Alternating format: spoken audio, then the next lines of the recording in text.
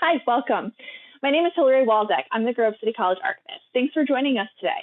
Today we're going to take a little look at how to be your own archivist of your family's history. Before we get started, let me introduce myself. I graduated from Grove City College in 2009 with a degree in history.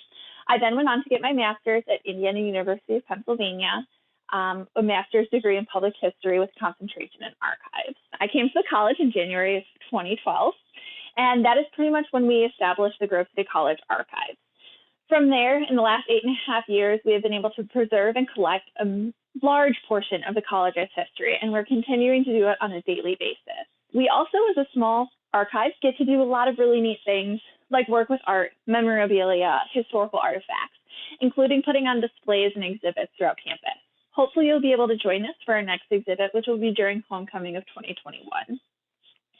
One of the really important factors of working in the archive is getting to mentor and work with our student body. Being an educational institution, it's so vital for us to be able to work with our students, to be able to help give them the experiences that they need to be able to go on into the field later after they graduate. If you're interested in what the archive has, if there's something that you would like to personally research, feel free to reach out to us at collegearchives@gcc.edu. You can also check us out on the alumni website. Alumni.gcc.edu/archives. Or if you're on Instagram, you can see kind of some of the different fun things that we get to work with in the archive at GCC Archives. Okay, so let's get down to what we're really here about. So a lot of you are thinking, why should I be even archiving my family's history? Is anyone even going to care? Well, the answer to that is absolutely. Genealogy is something that is growing tremendously throughout the world, as people are trying to tell the story of their family. And that is one way to do it, is by protecting and preserving some of the items that you may have in your home. Preserving these things, not just for sentimental value, but also for historical value. They tell a piece of history. And so do not ever sell your family's history short. It is important. Organizing it can also help it be viewed better, and it keeps it safer. It makes it so that it can last for generations to come. And it can be done by you. No, you're not a trained archivist, and that's okay.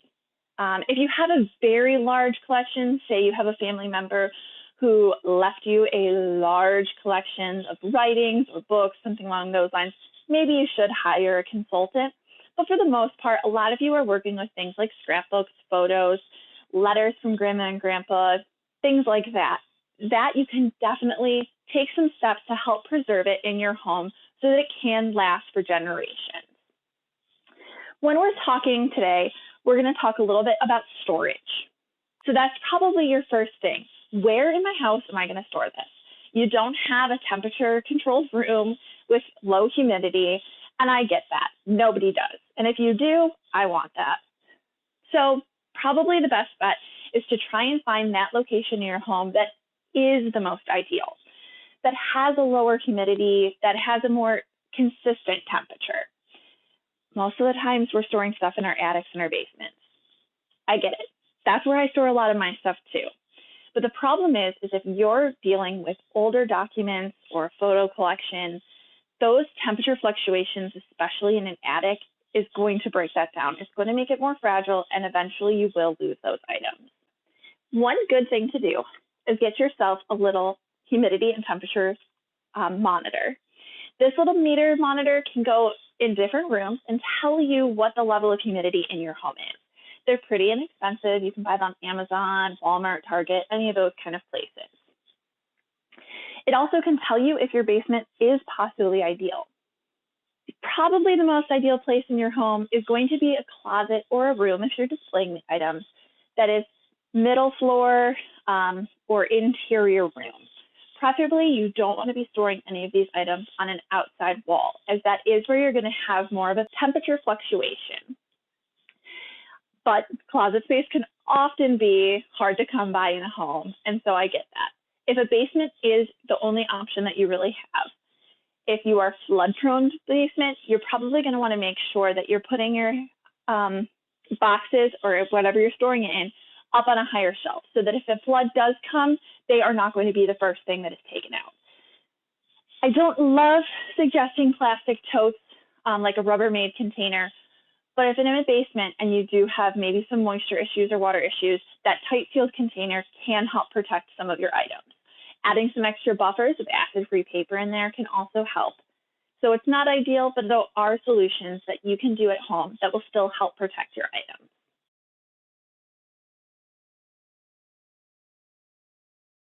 I'm going to show you a few boxes, but I'll also kind of show them as we break down item by item. So photos, scrapbooks, things like that.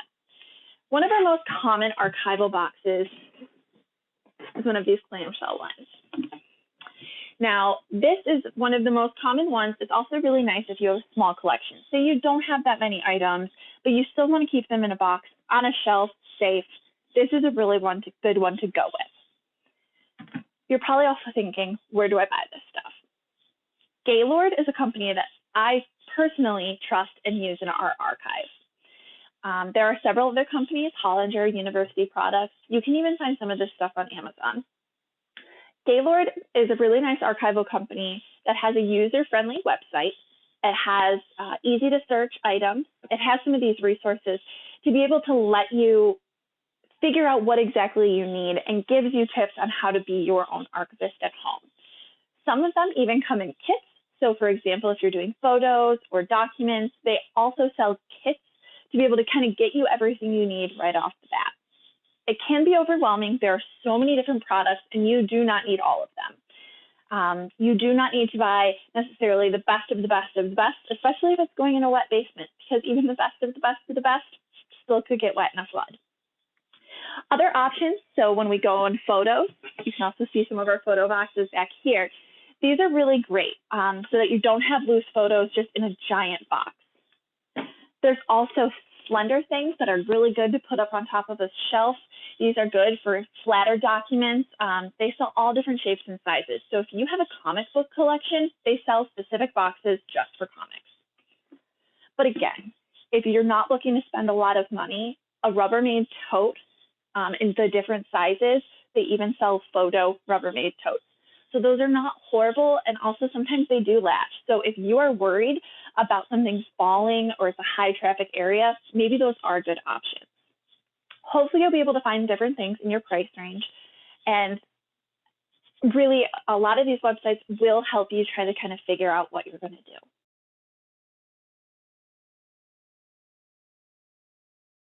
The next step is getting started with some of these collections. When you're working on any of your family archival materials, you want to make sure that you have a table, a set space where you can work that is dry and clean. A kitchen table, a counter, as long as it's cleared off and dry and clean is good. Also, start slow. A lot of times it's super overwhelming. You have so many things, you don't know where to start. Start small, work little at a time. Be prepared to rearrange, arrange, and rearrange again. But maybe start a little bit at a time so that you don't overwhelm yourself with a huge stack of things all at once. Okay, so we're going to start moving into some of these collections, and I will show you a few other supplies that you will need as we go along.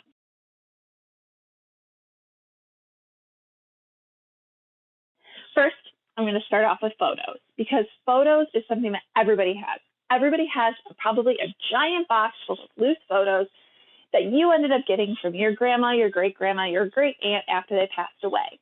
And so sometimes you know who these people are and sometimes you don't. As you're going through them, you want to start small, especially with photos. So I would start with a small stack at a time. Be prepared. So you got your photo box. Another really good tool to have are the dividers. So dividers are similar to what you will use for documents, folders. In any of the supplies you're buying for your archives, you want to make sure they are acid-free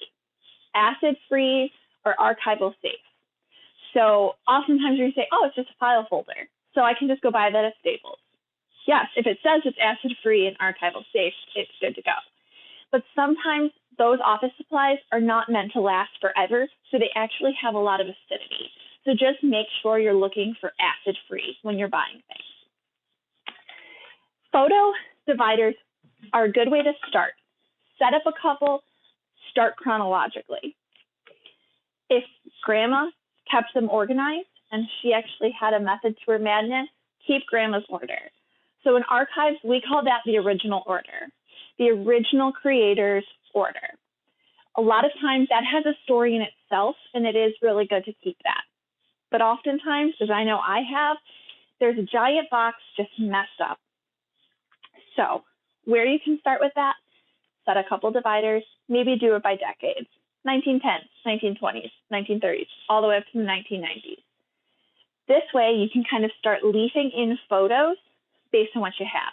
And then as you get a little bit more of that organization broken down, then you can take those exact sections and start breaking them down by subject. If you have a box that is, say, all grandmas, and then you have another box that's, say, your aunt from your father's side, try and keep those families separate. Try and keep those family members' photos a little bit separate because you don't want to mix up that family line. You're also probably thinking, some of these aren't labeled. I have no idea who these people are. I don't even know what time period that is. That's kind of a fun investigation in itself. It's one of my favorite parts of looking at old photos. Take a look at the photo, look for hair, clothing, items in the background. If there's a TV, you can kind of put a timeline there of when TVs existed. Look at the cars in the background. Is it a carriage with a horse, or is there a car?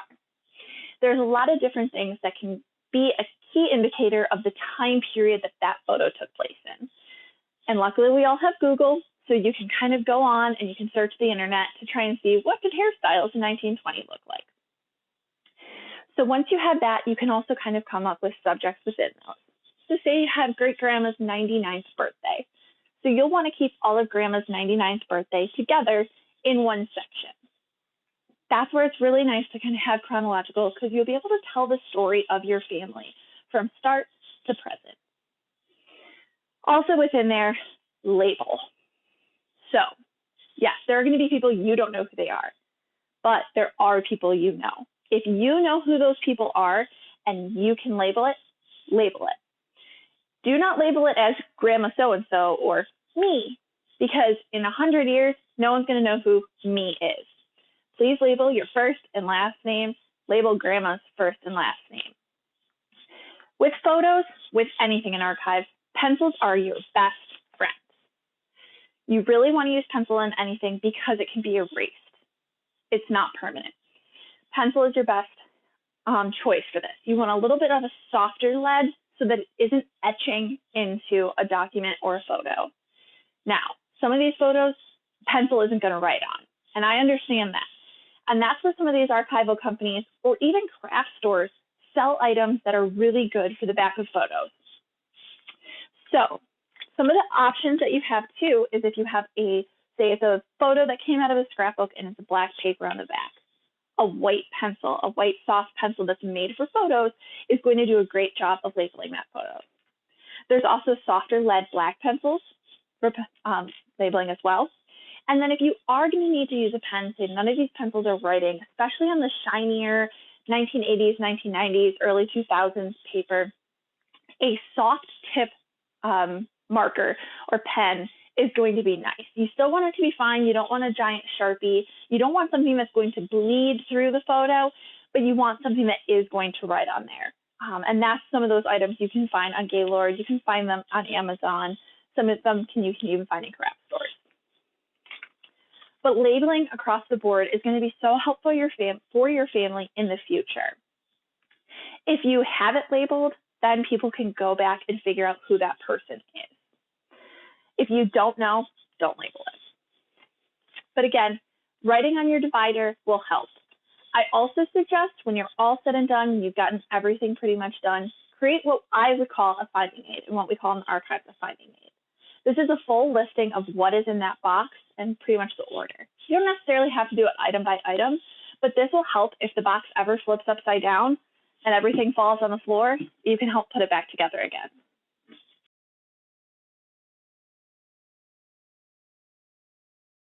So now that we've kind of got a little handle on photos, let's move to something that's similar to photos, scrapbooks and photo albums. You probably have some version of a scrapbook or photo album in your house, and each one is going to be a different level of acidity. Your early years, 20s, 30s, 40s, that's on this black paper. It's extremely acidic, it's very fragile, and it can do a lot of damage to those photos. So that is one that we're really going to want to take some care and time with. You also then going 30s, 40s, 50s, 70s, that's a time where you're gluing a lot of stuff onto paper. But if you look, you can see that the paper in here is very brown, it's fragile, it's highly acidic as well. So again, it's going to break down some of these items over time. You even go to the 80s and 90s. So many of you, I'm sure, have photo albums like this in your house, where you have plastic magnetic pages with the acetate glue that the pictures stick to. Hate to break to you, these are extremely acidic as well. That glue is damaging those photos, and over time they will break down. Really, the only scrapbooks that are probably can stay the same are the 2000s. Once we get into the early 2000s, that's when your acid-free archival safe materials really started becoming more readily available, especially for scrapbooking world.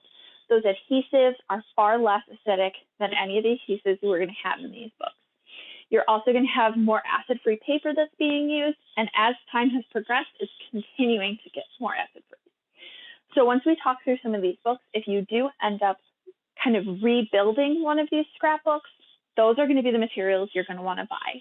Go to your local craft store, order some scrapbooking stuff, make sure it says acid-free and archival safe, and a lot of those items are going to be. So it's going to be a safer way for you to rebuild some of these old scrapbooks.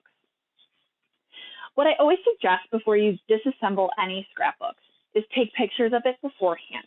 Show it in its original state. Whether you're using a flatbed scanner, whether you're using a scanner app on your phone, or just taking pictures, it's a good way to kind of preserve how it originally looked. Some of these books are probably, you don't want to necessarily take apart, you don't have time to take apart, you don't really know where you're even going to start, so you just want to save them. You want to save them as is, you don't want to rip them apart, but you want to preserve them the best you can. So you're going to want to safely still store them in a box or something like that. Remember, acid-free is the way to go. If you're putting it in a plastic tote, possibly wrap it around with some acid-free tissue or leave in some paper to kind of protect those edges. Also, with those black paper scrapbooks, or even some of these older ones that have paper, you can see that that paper is leaching and hurting the photos. This is where acid-free paper is really handy. So if you don't want to disassemble your scrapbook and you want to leave it as is, I would highly suggest leaving in some acid-free paper in between the pages. This will help take some of that acidity from the paper and help protect some of these photos so that they're not going to leach onto the next page. Now, when it comes to acid-free paper, there are different types. There's permalite, which is extremely expensive. You can pay for it, you can buy it, and that's fine. It's the best of the best kind of thing. So archival paper, permalite, is really handy, but you can also use copy paper. Most copy papers nowadays are acid-free. So if you look at the label when you're using it and it says acid-free, that is a good, inexpensive way to help preserve some of these items. So that's if you're going to keep them as is, you're not going to disassemble them. But you can also look towards disassembling them and working towards either creating a new one or just taking those photos and putting them in a photo box. If you're taking the photos out and putting them in a photo box, I highly suggest you label as is and keep them in the order they were in the book. So again, you're going to start first page, put them in. You can even use dividers to separate the pages if you would like. You don't necessarily have to do that, but remember, label, label, label. If they aren't labeled in the book, but you know who they are, still label the back. With some of these ones that are glued specifically to paper, and say that adhesive from the 20s is still holding on strong, you may need to just let it go. If you cannot carefully remove it, you do not want to damage the photo. When removing, we use spatulas, fancy little tools. You don't have to buy this. Maybe look for a letter opener in your house that's a little on the thinner side. This might help pop up some of these photos that are about to give way. But if they are so stuck on, if there's nothing on the other side, it is okay to cut it off that paper and leave it on that backing. Because again, although it still has a little bit of that acidic paper on it, it's so much better than sitting in a book that's filled with it. You also have the option of completely rebuilding it as is.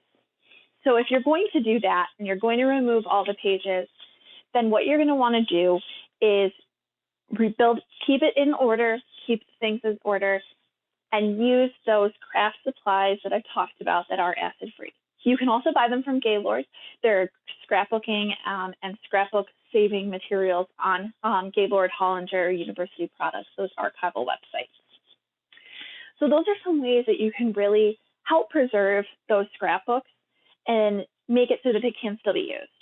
Another option in this wonderful digital age is if you get good scans of them, you could actually make a replication of it through Shutterfly or all of those different photo book making websites. And you could have one that is able to be looked through and one that then is preserved. So then that way people are not physically touching some of these photos.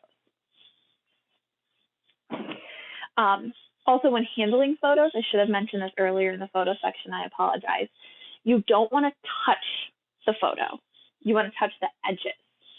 You don't necessarily need gloves in archives. I know that's a huge, everyone assumes we're wearing gloves with everything, but you kind of lose your grip when you're using gloves. Gloves are really good for books. They're really good for holding artwork, physical items that will be damaged by the oils in your skin. You can use them when you're working with photos, especially if you have a tendency to touch the physical photo. You don't want that fingerprint and those oils to be on the photo because it can break it down. But I would suggest instead of wearing cotton gloves for photos to wear almost like a medical glove because that will give you a little bit more grip. But again, holding the edges, kind of holding it based on the size is really good. Another option if you're rebuilding these scrapbooks is the little photo corner things that can be glued on. These photo corners, they stick on and you can pop the photo in. That's really nice because then you're not using an adhesive on the physical photo. I would suggest those even if you're scrapbooking on your own because it's a way that you're not gluing the photo down permanently.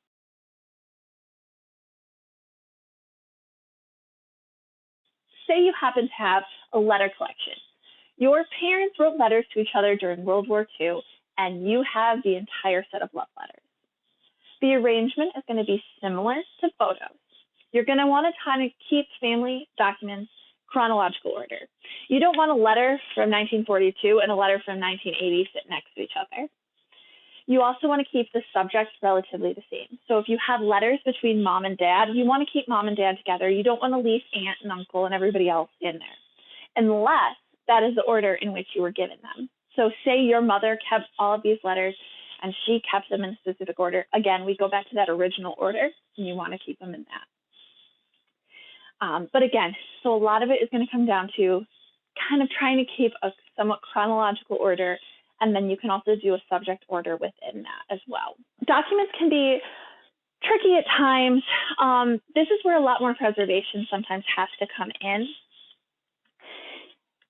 Staples, they're evil. They're your arch enemy.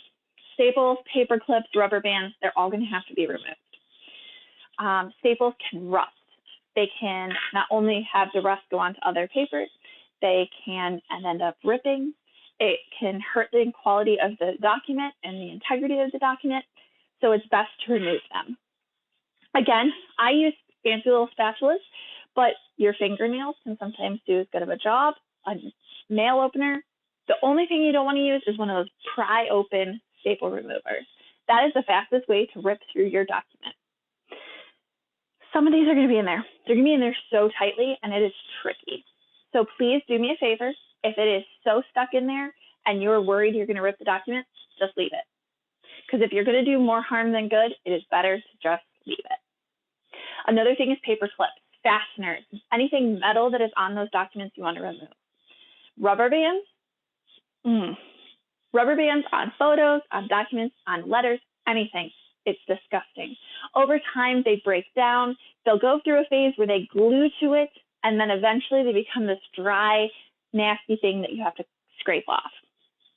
So if you can get the rubber band off easily, do it now. Then it won't discolor the items, it won't glue to it, and it'll help. If it is in that gluey, yucky stage, you might be better off just leaving it for right now. I know that it is damaging it, but if you can't get that rubber band off gently and carefully, you are more likely to rip your item. Another thing, when they get older, they get kind of crumbly. Those actually are pretty easy to remove, but go very slow, almost chisel away at it. But oftentimes you can get with your finger.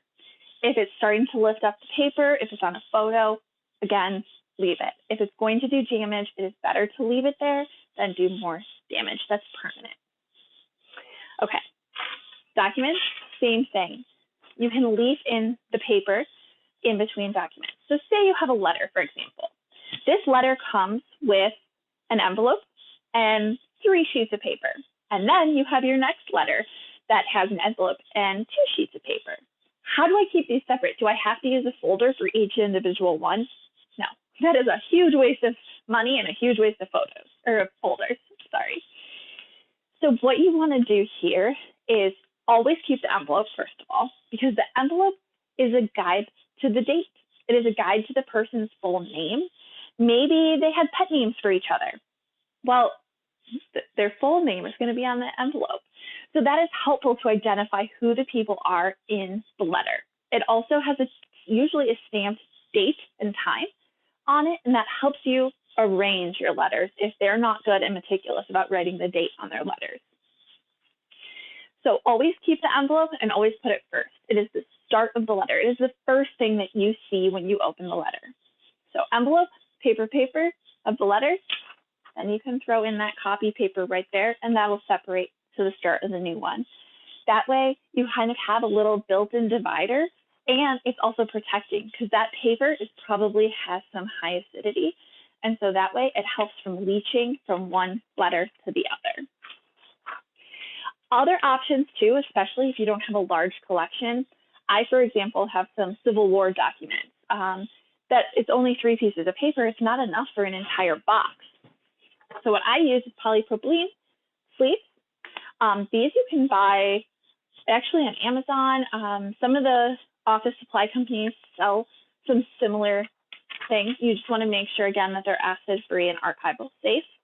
But this is really nice because if you have especially older documents, you can put it in there, protect it, and then put it in a folder. Say put it in a filing cabinet or a safe, and then you don't necessarily have to have a big box. They come in all different shapes and sizes. They come in big for, say, comic books, for newspapers. They even have them for postcards, for photos. So your really old photos, you might want to buy some of these and put that in there.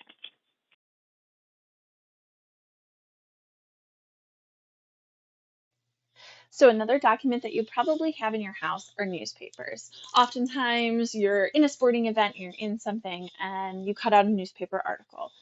Newspapers, sadly, are one of the highest acidity papers because newspapers are not meant to last. They are meant to be read that day, recycled, and you move on to the next day.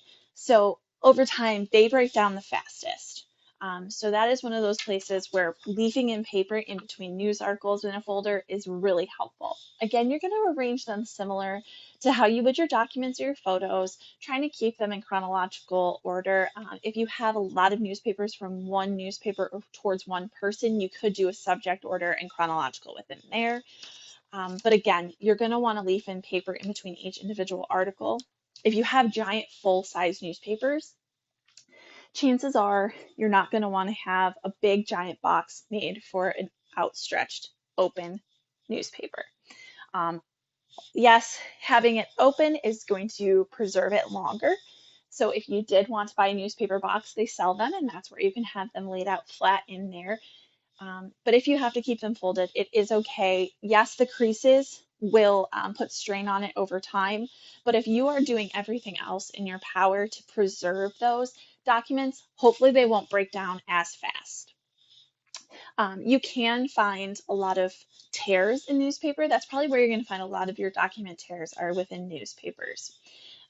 They sell document repair tape, but it is pretty expensive, and when you aren't as trained with using it, you're more likely to make mistakes. So it is okay to leave those tears unless you feel confident repairing that document. The only thing I ask is please do not use Scotch tape. Scotch tape, Post-it notes, anything with that kind of adhesive is not good for your document. It's not made for it. So if you are going to use a tape, I would suggest buying the acid-free archival document repair tape on, say, an archival website. Or if it is a scrapbook tape that says it's acid-free, it's a lot safer than using just a Scotch tape.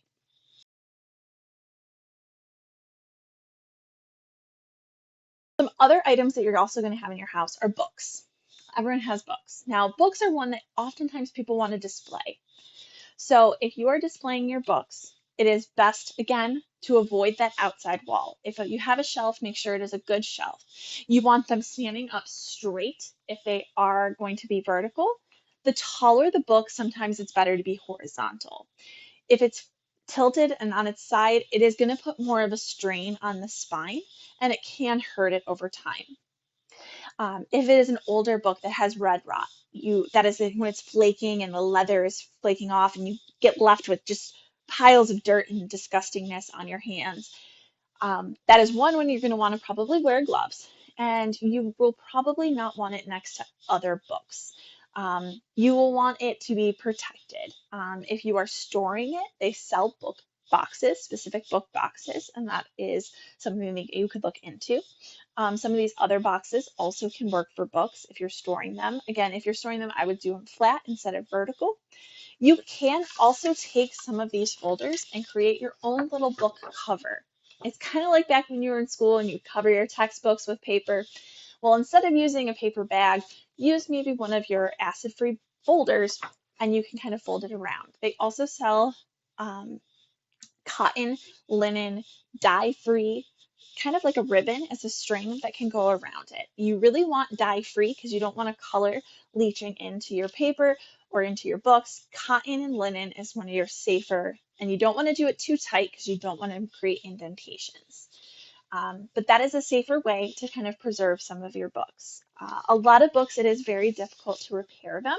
So that is where I would try to seek out more assistance. If you have a book, especially if it's a rare book, if it has valued much higher, that's when I would look into it.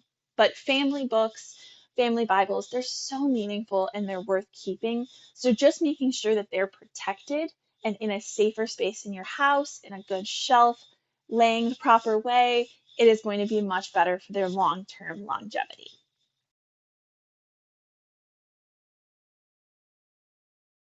Other items you might have in your house that we can also discuss today are artwork. With artwork, if it was framed a very long time ago, say there's a glass panel on it, you want to make sure that glass panel is UV protected. So the more recent frames, most of them have a lot of UV protection in them. You want to check into that. Local framer, even some of those craft stores that do framing, they have UV protected glass. So if you go talk to the framer, they can help you and guide you into the proper museum quality glass. That way, if you have the picture hanging on the wall, you don't have sun damage. A lot of times what we have over time is sun damage. If you're going to hang a piece of art, even if just family art, and doesn't necessarily have a ton of monetary value, but it has a lot of sentimental value, that sun is still going to damage it. It can take the color out, it can fade the paper. So you'll want to have that museum quality glass. You want to try and hang your items away from the window, not in direct sunlight. That is the best way to preserve anything that you are putting on display.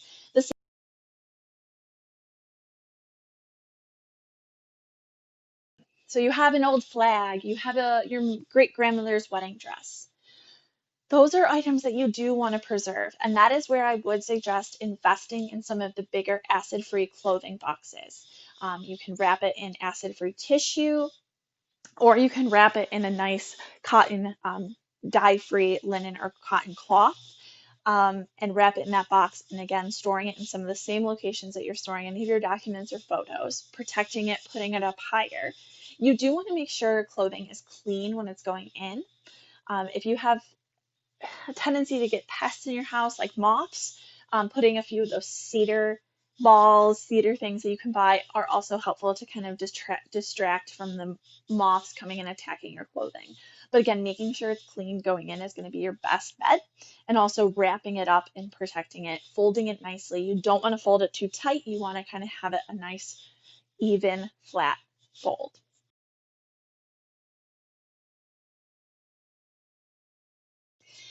Some other items that you might have are VHSs, film. Those are much harder to maintain.